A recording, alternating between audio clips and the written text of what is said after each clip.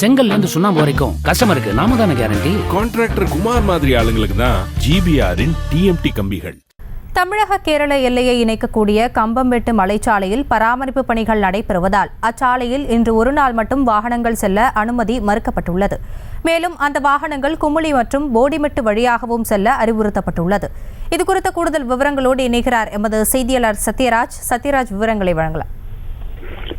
நிச்சயமா காசினி, தமிழக கேரள எல்லையை இணைக்கக்கூடிய கம்பம்மெட்டு மலைச்சாலையானது இன்று ஒரு நாள் மட்டும் அடைக்கப்பட்டுள்ளது. அதாவது தேனி மாவட்டத்திலிருந்து கம்பத்தில் இருந்து கம்பமெட்டிற்கு செல்லக்கூடிய மலைச்சாலையானது கடந்த சில நாட்களாக பராமரிப்பு காணப்பட்டதனால் வாகனங்கள் செல்வதற்கு தடையாக இருந்து உள்ளது.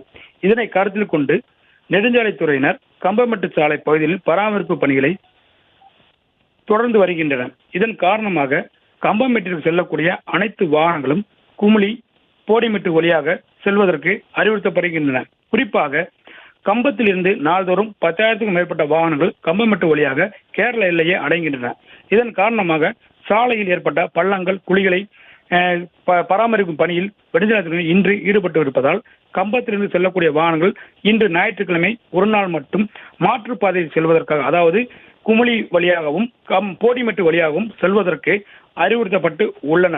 அதனைத் தொடர்ந்து இப்பகுதியில் செல்லக்கூடிய வாகனங்களை நெடுஞ்சாலைத்துறையினர் மற்றும் காவல்துறை இணைந்து மாற்று வழியில் செல்வதற்காக வாகனங்களையும் வாகன ஓட்டிகளையும் அறிவுறுத்தப்பட்டு வருகின்றன. இதனால் கம்பமெட்டிலிருந்து கம்பமெட்டுக்கு செல்லக்கூடிய 7 கிலோமீட்டர் தொலைவுள்ள தூரத்தினை குமுளி வழியாகவும் போடிமெட்டு வழியாகவும் செல்வதால் வாகன ஓட்டிகள் மிகுந்த சிரமத்துக்கு ஆளாகி வருவதாகவும் தெரிவிக்கின்றன. அதனைத் தொடர்ந்து சாலை பராமரிப்பு பணிகள் முடிந்தவுடன் முழுமையாக கம்பமெட்டு வழியாக செல்வதற்கு பாதைகள் வடிவமைக்கப்படும் என நெடுஞ்சாலைத்துறை தெரிவித்து வருகின்ற காசினி.